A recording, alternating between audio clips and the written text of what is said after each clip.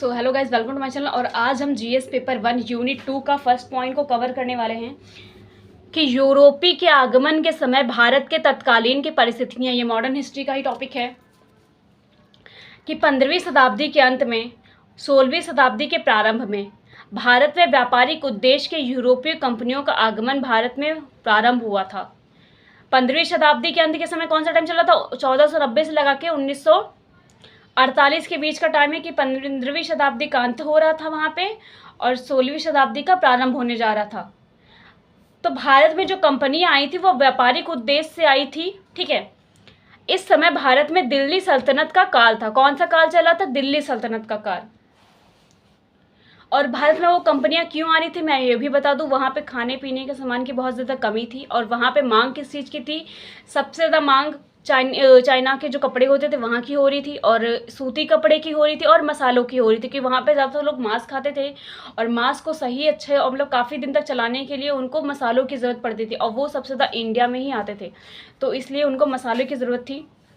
तो इसीलिए वो यहाँ पर दिल्ली से व्यापार करने के लिए आती थी, क्योंकि जिस रास्ते से वो लोग आ रहे थे गुफा के रास्ते से, वो रास्ता बंद कर दिया गया था अरबों द्वारा। आगे देखते हैं। उत्तरवर्ती दिल्ली सल्तनत तथा पूर्ववर्ती मुगल काल में केंद्रीय सत्ता के मजबूत होने के कारण यूरोपीय कंपनियों ने केवल अपने व्यापारिक हितों का महत्व दिया। तो जब स्टार्टिंग में यूरोपीय कंपनी आई थी तो वो सिर्फ व्यापार करने के उद्देश्य से आई थी, यहाँ पे शासन करने के उद्देश्य से नहीं आई थी, क्योंकि वहाँ पे जो दिल्ली सल्तनत और पूर्ववर्ती मुगल काल था वहाँ की जो सत्ता थी काफ़ी मजबूत थी। पानीपत के प्रथम युद्ध 21 अप्रैल 1526 में। पानीपत का प्रथम युद्ध कब हुआ था ये याद करने वाला पॉइंट है। 21 अप्रैल 1526 में हुआ था। इब्राहिम लोदी की जो पराजय के बाद जहां एक और दिल्ली सल्तनत के स्थान पर मुगल सत्ता का विकास हुआ था। जब इब्राहिम लोदी पराजय हो गए थे तो दिल्ली सल्तनत पे किसका शासन होने लगा था? मुगल सत्ता का विकास होने लग गया था। वहीं दूसरी तरफ पुर्तगाल, डच, डेनिश की कंपनियां अपने व्यापारिक हितों को विकसित करने के लिए क्षेत्रीय संघर्ष में संलग्न हो गई।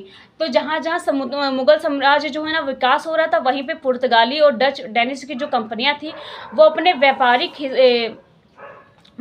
हितों के लिए जो समुद्र का जो एरिया था वो किनारे का, वहाँ पर अपना संघर्ष कर रही थी और वहाँ पे विकसित होने लग गई थी। एक एक दो किले खड़े कर रहे थे। यहाँ किले खड़े करने का मतलब कोई महल वगैरह नहीं होती है, सिर्फ एक 4 इंच की मतलब सिर्फ बड़ी बड़ी दीवारें होती थी जिसके अंदर वो अपना जो सामान लेकर के आते थे वो रख सके। 2-2 महीने उनको आने जाने में लग जाता था, तो वहाँ पर वो स्थापित होने लगी थी।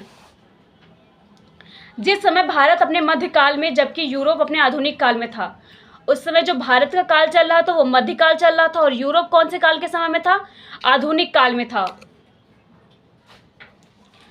इसी क्रम में यूरोपीय कंपनियों द्वारा नवीन भौगोलिक खोजों की जाने लगी। जो यूरोपीय कंपनियां थी वो नवीन भौगोलिक खोजें कर रही थी ताकि अपने व्यापार को वैश्विक स्तर पर प्रसारित किया जा सके। अब उनको समुद्र के रास्तों से उन्होंने खोज की थी, तो वो चाहते थे एक नया रास्ता बना रहे थे। भौगोलिक खोजें मतलब काफ़ी ज़्यादा नाव बना रहे थे, यंत्र बना रहे थे जाकि उनको डायरेक्शन पता चल सके और ज़्यादा से ज़्यादा वो नाव बनाते थे कि ताकि वो अपना सामान ज़्यादा से ज़्यादा ले जा सके और ला सके इंडिया से।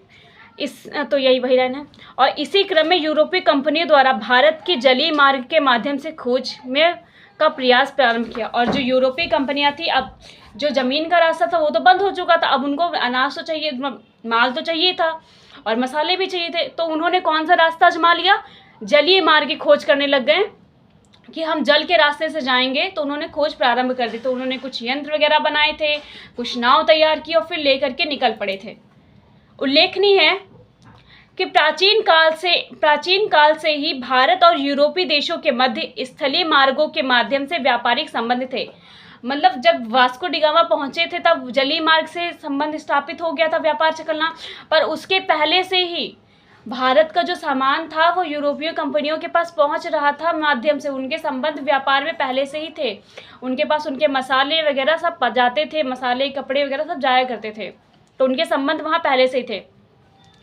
किंतु 14 और 15वीं सदी में इन स्थलीय व्यापारी भागों में बाधाएं उत्पन्न होने लगी और 14 और 15वीं सदी जब आई तो इसमें स्थलीय व्यापारिक भागों में बाधाएं उत्पन्न होने लगी। जो स्थलीय जो बताया था ना, जो भूगोल जो गुफा के तौर से नीचे जाते हैं जमीन के अंदर से रास्ते से, तो वहाँ पे बाधाएं उत्पन्न होने लगी थी, मतलब रुकावटें आने लगी, जिस कारण यूरोपियों द्वारा भारत एवं पूर्वी देशों के साथ व्यापार हेतु नवीन जलीय मार्ग की खोज की जाने लगी। इसी वजह से उन्होंने जलीय मार्ग की खोज करी।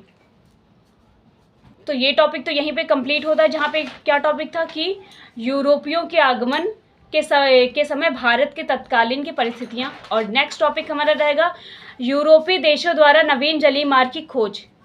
तो नेक्स्ट पार्ट में हम इस बारे में डिटेल से पढ़ेंगे और अच्छे से समझाएंगे। मिलते हैं नेक्स्ट वीडियो में। जय हिंद, जय भारत। और वीडियो अच्छी लगी हो तो लाइक कर देना, शेयर करना, सब्सक्राइब कर देना। मिलते हैं नेक्स्ट वीडियो में। Bye bye.